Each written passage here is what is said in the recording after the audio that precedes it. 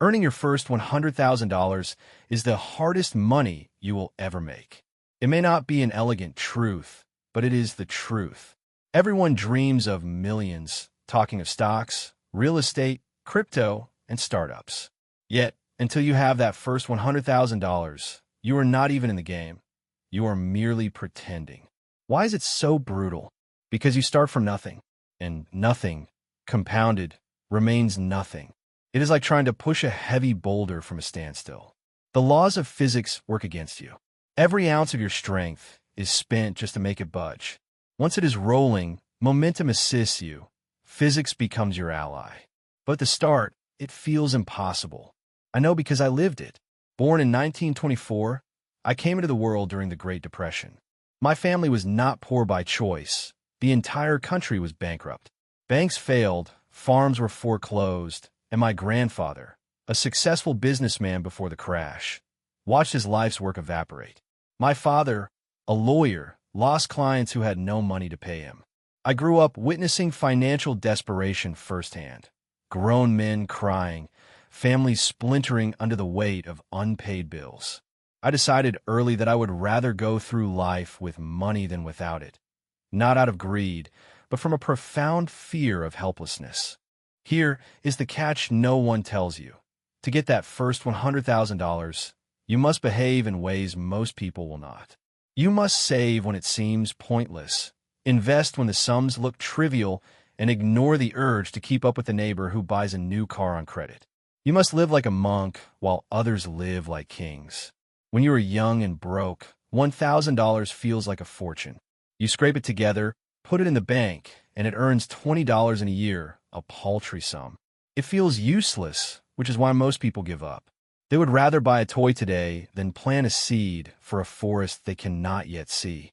The irony is that those small, disciplined sums, over years, become formidable. The mathematics are relentless.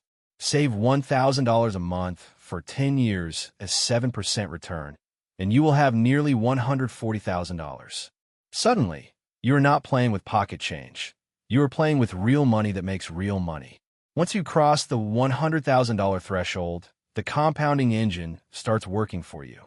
A 10% return is $10,000.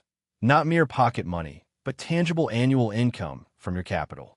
The returns become visible, the effort feels worthwhile, and you understand why Einstein called compound interest the eighth wonder of the world.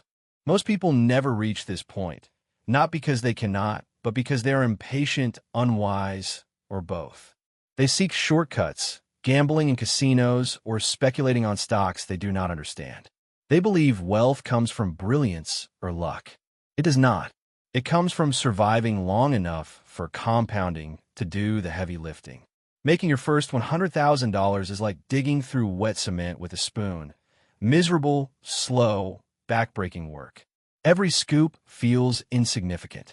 But after that, it is like slicing through butter with a hot knife. The resistance vanishes, and what seemed impossible becomes inevitable. The habits required to reach that first $100,000 are the very habits that build lasting wealth. Live below your means, save like a pessimist, invest like an optimist, and ignore the noise of get-rich-quick schemes.